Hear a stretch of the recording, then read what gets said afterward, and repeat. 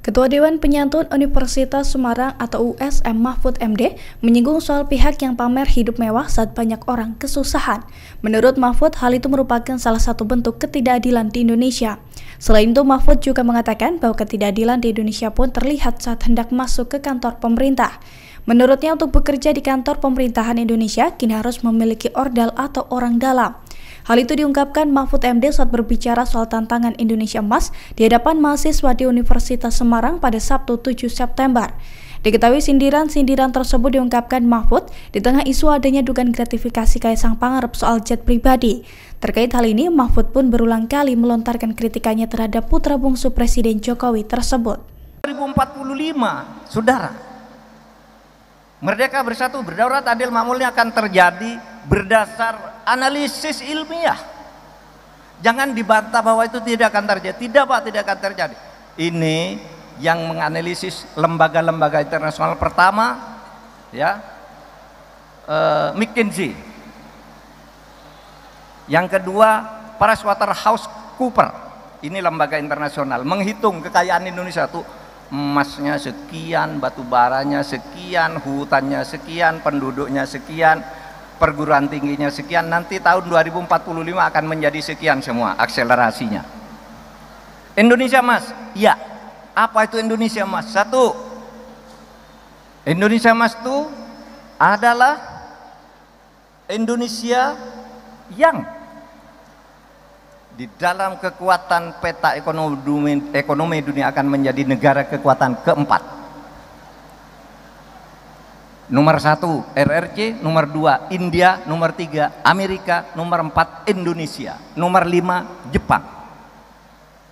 Itu akan dicapai kekuatan ekonomi terbesar minimal kelima kalau kita dengan Jepang. Konon Jepang ini juga punya potensi untuk masuk keempat. Tapi sepama Indonesia tergeser dari keempat, minimal masuk 5 besar. Sekarang baru masuk di G20.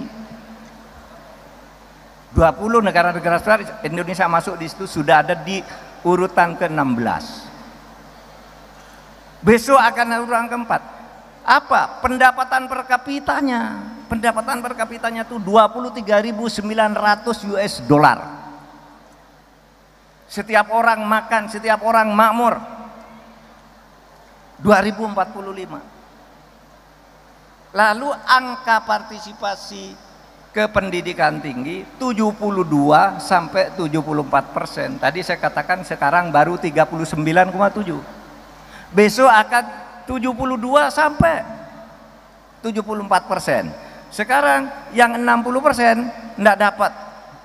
Besok itu 100% dapat semua, tapi 72 sampai 74% tuh kuliah, yang sisanya tuh langsung masuk lapangan kerja, tidak ada pengangguran. Itulah Indonesia Emas. Dan itu bisa dicapai kalau saudara tadi menjaga ikatan emosi kebangsaan kita, menjaga kekayaan ini, kekayaan alam kita ini sebagai satu yang dimiliki bersama. Nah, saudara sekalian, tugas saudara adalah membangun bangsa. Tantangannya ke depan ada beberapa. Pertama, kebersatuan kita masih sering ada gangguan. Merasa saya ini suku atau kelompok etnis yang lebih unggul dari yang lain. Merasa Jawa lebih hebat dari Sumatera, Sumatera lebih hebat dari Kalimantan. Kita harus bersatu bahwa ini milik bersama, tidak ada milik hebat. Kita bersatu saja seperti dulu dikatakan oleh Bung Hatta di tahun 32, ketika dia mengatakan bersatu tuh Kalimantan besar, Sumatera besar, bersatu semua kita jadi kaya. Jangan menjadi mental kolonial. Kita bisa maju sendiri. Dan sekarang nyatanya meskipun di Indonesia itu masih banyak hambatan, kemajuan maju dari waktu ke waktu. Yang kedua, saudara, tantangan kita ini adalah ketidakadilan. Tadi kan apa syarat Indonesia Emas tuh? Merdeka sudah, bersatu sudah, berdaulat sudah, adil belum. Tidak bisa disembunyikan. Saya tadi berdiskusi dengan Dewan Penyantun. Wah, sekarang itu di mana-mana ketidakadilan. Ketidakadilan sosial terjadi. Saudara, mau masuk kantor atau tidak punya ordal, orang dalam maksudnya. Kalau tidak ada ordal, saudara tidak bisa menjadi pegawai di satu kantor pemerintah. Yang bisa masuk ke situ anaknya pejabat, anak pegawai, atau orang yang nyuap. Kalau ada perkara di pengadilan, sering kali perkara bisa dibeli kepada jaksa, bisa dibeli kepada hakim, bisa ditebus kepada polisi. Ketidakadilan. Tugas saudara nih membangun keadilan.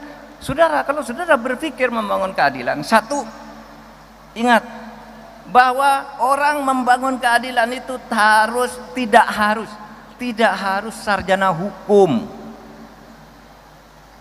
Rasa keadilan itu ada di hati nurani, sehingga saudara yang bukan kuliah fakultas hukum bisa mempelopori tegaknya keadilan di negeri ini, agar sampai tadi ke tahun 2045 itu Indonesia emas, itu artinya 100 tahun Indonesia merdeka. Ketidakadilan sosial, ketidakadilan ekonomi, orang miskin masih banyak. Orang yang tidak mampu bayar UKT masih banyak, uang kuliah tunggal masih banyak. Orang susah makan masih banyak, sehingga harus disubsidi makan siang, makan malam, makan apa gitu.